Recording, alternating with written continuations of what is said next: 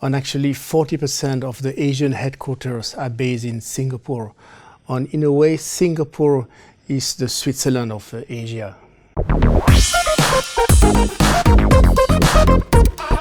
So Asia is certainly a great place to invest, but in your opinion, why should foreign investors put money into Singapore? Singapore is a tiny country, but the business conditions are extremely good. And this is very interesting for global function, for Asian function. And actually 40% of the Asian headquarters are based in Singapore. And in a way, Singapore is the Switzerland of Asia. So what do you mean by very good business conditions? Stability, competitive taxation, rule of law, competitive manpower, and so on. Now, every country claims to have the best manpower, but what makes Singapore different? If you look at the Global Talent Competitiveness Report by INSEAD, Singapore is ranked number 2, number 1 being Switzerland. If you look at the Global Innovation Index, which is also done by INSEAD and other major players, Singapore is by far the number 1 country in Asia. But thinking of my personal experience of living in Singapore as an expatriate, I noticed that because Singapore is very liberal, and then if you lose your job in Singapore, the unemployment benefit extremely small. Most Singaporeans, they have the attitude of always learning, embracing new technologies, and this is very positive.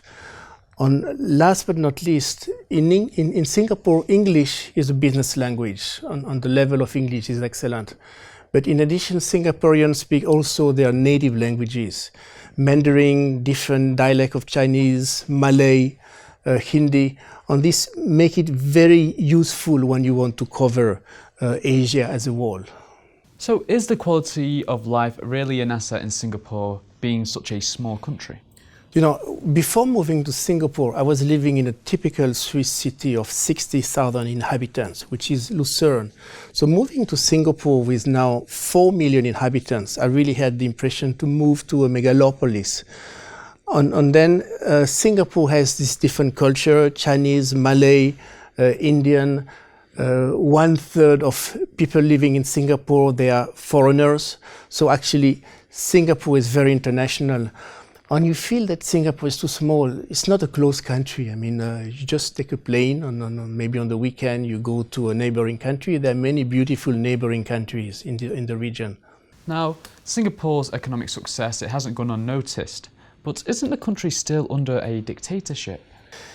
In Singapore, the president and the parliament is elected by the people. In the case of the president, in order to be candidate, you need to meet some stringent criteria, mostly integrity. And I think many countries would love to have those kind of criteria. So there is maybe a twist in the democracy of Singapore because of this criteria to be a presidential candidate.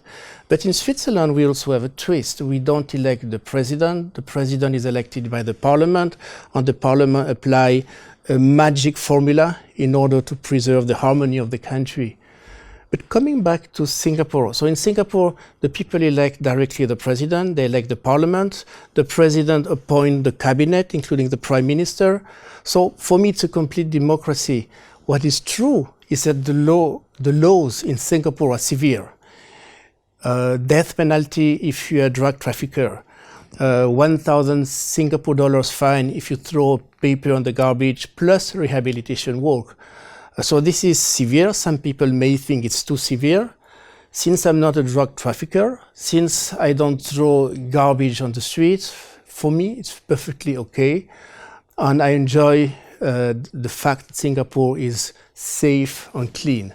Well, thank you so much, Philippe, for coming in and speaking about Singapore with us today. Thank you to you. And thank you at home for watching. Don't forget to click back to Dukascopy TV for more interviews like this.